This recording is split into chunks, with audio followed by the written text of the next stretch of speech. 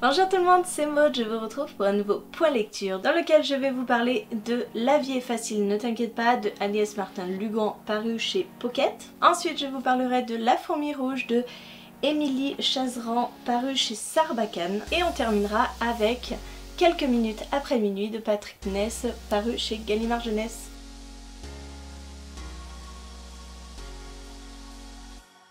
Allez, on commence tout de suite avec La vie est facile, ne t'inquiète pas, c'est la suite directe de Les gens heureux lisent et boivent du café, que j'avais beaucoup aimé et je crois que j'ai encore plus aimé cette suite.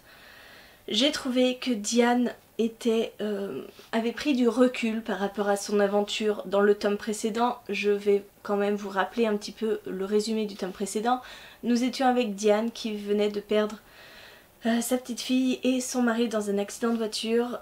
Pour s'en remettre, elle va s'exiler en Irlande, elle va partir dans un tout petit village, elle va faire la rencontre de personnes fabuleuses là-bas et d'un homme forcément.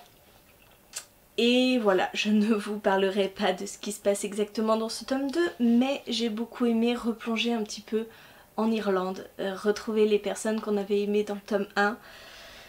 Diane est plus réfléchie, je vous l'ai dit, néanmoins elle fait toujours un petit peu des choix étranges, mais elle est perdue, on peut comprendre. J'ai beaucoup aimé ce personnage, j'ai trouvé qu'on faisait un petit peu moins l'apologie de la cigarette, parce que dans le tome 1, en fait, à toutes les pages, elle s'allumait une clope. Là c'est un petit peu moins présent, ça m'a en tout cas moins dérangée. J'ai beaucoup aimé, franchement s'il y avait une suite je la lirais sans problème. Parce que j'ai cru comprendre quelque chose à la fin et je me dis que ça pourrait amener une suite. Moi je vous conseille, je ne suis pas du tout contemporain, je n'aime pas trop les lectures contemporaines, mais celui-là, il passe crème. Nickel.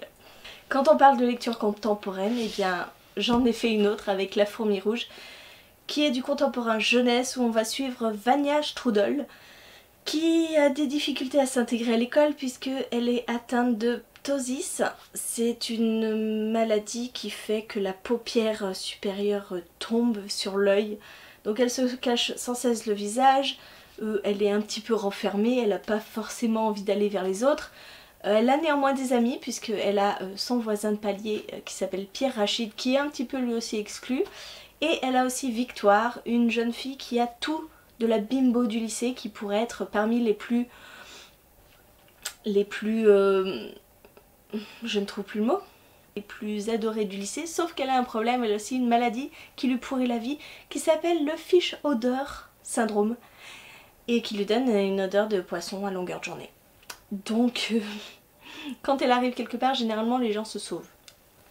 Voilà, ce petit groupe d'asociales, de personnalités un peu étranges, et ben sont amis et il va leur arriver plein de choses, même si voilà on est dans un récit de vie quotidienne. On nous parle du harcèlement scolaire forcément, on nous parle des premiers amours, des premiers émois, et c'était génialissime. J'ai adoré ce livre parce que le ton est humoristique et drôle, c'est hilarant. Moi j'ai passé mon temps à sourire dans ce livre parce que Vania elle a pas la langue dans sa poche. Et elle sort des trucs, mais des fois on se dit mais c'est mythique. Pareil, il y a des situations complètement cocasses. Franchement, si vous voulez passer un bon moment, rigoler un bon coup, avec une lecture pas prise de tête, et ben je vous le conseille parce que c'était génial. J'ai passé un super moment, il s'est lu hyper vite. Et derrière ce côté humoristique et tout, il y a quelque chose de très touchant. Bref, c'est vraiment des récits de vie qui m'ont touchée et que j'ai vraiment beaucoup aimé. Donc si vous voulez rencontrer Vania Strudel et son franc-parler, je vous le conseille parce que ce livre est top. Ah, j'ai décidé de synthétiser mais en même temps j'ai plus de batterie. Ouais. Et je vous parle de ce dernier livre, encore un contemporain avec une touche de fantastique que j'ai lu en lecture commune avec Lilian de la chaîne The Book of Lilian. D'ailleurs je n'ai pas encore eu son retour, donc je vous tourne ma vidéo, mais je ne sais pas ce que lui en a pensé, parce qu'il ne l'avait pas fini aux dernières nouvelles. Et moi, je ne sais pas, je suis partagée quant à mon avis sur ce livre. Ici nous allons suivre Connor, qui va vivre une épreuve très douloureuse puisque sa mère est malade et elle est dans ses derniers moments de vie en fait. Elle va essayer un dernier traitement qui soit va la sauver, soit va la précipiter vers la mort. Et on va suivre Connor dans toutes ses interrogations, dans tous ses questionnements face à la maladie de sa mère. Et en fait, il y a quelques minutes après minuit, un monstre qui va venir le voir et qui va le faire réfléchir un petit peu sur cette vie qu'il a. Ce monstre, en fait, c'est un grand if, un arbre immense, qui va venir à minuit 7 et qui va lui dire « Je vais te raconter 3 histoires. Au terme de ces 3 histoires, ce sera à toi de me raconter une histoire, la vérité. » Voilà. Alors je sais que ce livre a ému énormément de personnes. Moi-même, quand je suis arrivée vers la toute fin, j'ai commencé à sentir une boule dans la gorge, à sentir que je refoulais mes larmes, c'est vrai, mais je n'ai pas pleuré comme une madeleine. C'était très émouvant, certes, mais voilà, c'est un petit livre jeunesse, donc forcément je trouve que c'est très survolé, ça arrive très rapidement. Les histoires racontées par Leaf, je les ai trouvées peut-être trop peu développées. La première histoire où on comprend très bien la morale, la seconde, voilà. Et pour vous dire, je ne me rappelle même plus de ce qu'est la 3e histoire. Voilà. Et une semaine après, je ne me rappelle plus. Mais sinon, voilà, Connor est hyper touchant, ça me faisait mal au cœur. C'est un récit très compact, très intimiste, parce qu'on suit vraiment Connor, même pas trop sa mère, parce que sa mère est à l'hôpital, ce grand if, un petit peu son père et un petit peu sa grand-mère. Voilà, c'est vraiment tout tourné autour du personnage de Connor. Donc forcément, on est mal à l'aise, on n'est pas bien, on ressent de la peine pour ce petit garçon. Mais voilà, il me manquait encore d'autres choses, plus de développement, je ne sais pas, même si je pense que ce livre se suffit à lui-même, ce qui est très étrange. J'ai l'impression de vous dire des choses complètement contradictoires, mais je sais qu'il m'a manqué quelque chose.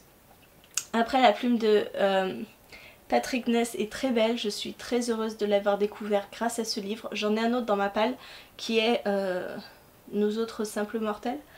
Donc j'ai hâte de replonger dans cette écriture très poétique, très belle. Et en plus, cette version-là, cette édition est magnifique puisqu'on a des illustrations. Voilà, je vous montre, c'est juste une illustration, mais on a des illustrations en pleine page. Alors c'est très sombre, c'est poignant, ça rajoute une dimension encore plus écrasante à ce récit.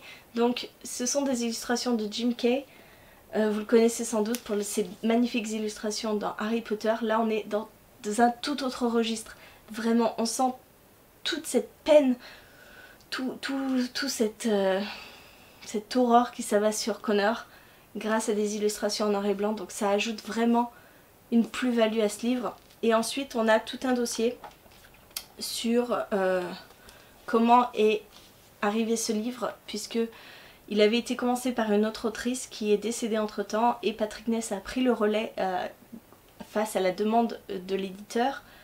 Voilà, on a des interviews, on a beaucoup de passages sur le film. Et moi je me suis arrêtée là parce que je n'ai pas vu le film, donc je me suis dit que je verrai le film et je lirai après la suite. C'est pour ça que vous voyez un marque-page en plein milieu. Mais voilà, cette édition illustrée, si vous pouvez vous la procurer, elle est géniale. Moi je l'ai trouvée en occasion parce que sinon elle coûte 25 €. 25 € quand même. Mais elle est splendide. Hein. Et puis les illustrations, je vous dis, c'est quand même quelque chose, je pense, qui rajoute vraiment à la lecture. Mais voilà, je suis pas totalement convaincue par ce livre. Il est passé trop vite en fait. Il est passé beaucoup trop vite et j'ai pas pu vraiment m'immerger dedans comme j'aurais pu le faire avec un autre livre qui était plus long. Voilà, je vous ai parlé de ces 3 dernières lectures qui sont, vous l'avez vu, assez courtes. J'ai réduit un petit peu mes exigences en termes de nombre de pages parce que je savais très bien que je n'allais pas tenir le rythme. En attendant, j'ai réussi à vous présenter 3 livres. J'espère que la vidéo vous a plu, n'hésitez pas à me dire en commentaire si vous avez lu un de ces livres, ce que vous en avez pensé, et je vous dis à très bientôt pour une nouvelle vidéo, je vous fais plein de bisous, je vous souhaite une très bonne journée, de très bonnes lectures.